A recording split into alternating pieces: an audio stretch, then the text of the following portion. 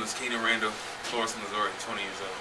My name is Stefan Dye, 21 years old, Florissant, Missouri. My name is Devin Walker, 21 years old, Florissant, Missouri.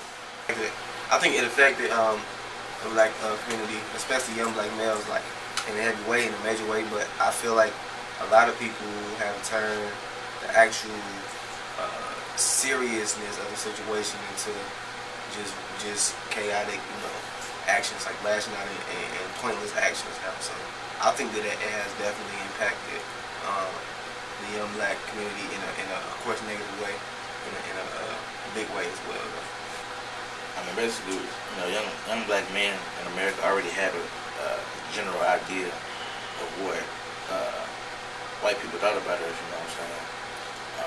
But it's just that the fact that him laying down in the street, for 4.5 hours in cold blood, it kind of triggered what was already in our minds, you know what I'm saying? We already had a general mindset about what they thought about us, now that we had a visual image. I was prejudged because you saw me, I was wearing the saggy pants, I was wearing all the ladies, trends, whether it was Jordans, whether it was any in fad at the time with clothing, I was wearing it. So when you saw me wearing dreads, portraying myself to be gang affiliated or anything as such, then you kind of had this whole perspective of me based upon the persona I was giving you. So I think a lot of that was definitely them prejudging, but a lot of it was they weren't sensing the authenticity of who I was.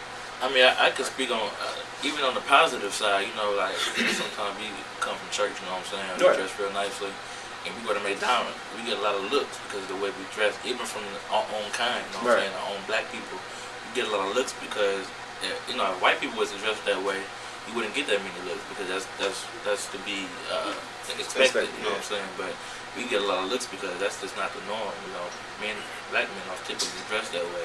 Right. We are perceived as sagging pants and all, the whole 9 yards tatted up, whatever. But when you come in a nice suit and tie, you automatically get a lot of looks, even from our own kind, because even our own kind don't expect that from out of them own selves. Sure. Like whether it's white or black, it's all equality. So when you look at it as if it was a black male dressed in clothes where it's like, oh, he got the Jordans on, baggy jeans, whether it's a white t-shirt or whatever it is in at the time, shoes, rocks. When it comes to designer, we tend to go back into how things was, with segregation and start separating the race and stuff like that, and saying that, oh well, this is how black's supposed to look, this is how white's supposed to look. But really, you dress based upon, of course, how you think, what you see, what you view, the company you keep. J. Cole, like you said, Lil Wayne. A lot of people graduated from top-notch universities, you know what I'm saying, but it's just that when they got into that industry, I don't really believe that it was what they thought it would be, you know what I'm saying. Like I said, the media plays a big role in everybody's lives, it's the main source of entertainment, it's the main source of a daily lifestyle, and so is music, you know what I'm saying. So when they got into the industry,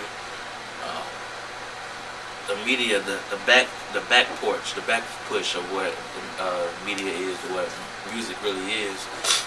They're trying to portray black men as the stereotypical black man. And they're trying to portray an image, and they use cats like Jay-Z, Lil Wayne, people that graduated from top-notch universities. They use them and they downgrade their degrees, where they came from, their upbringing.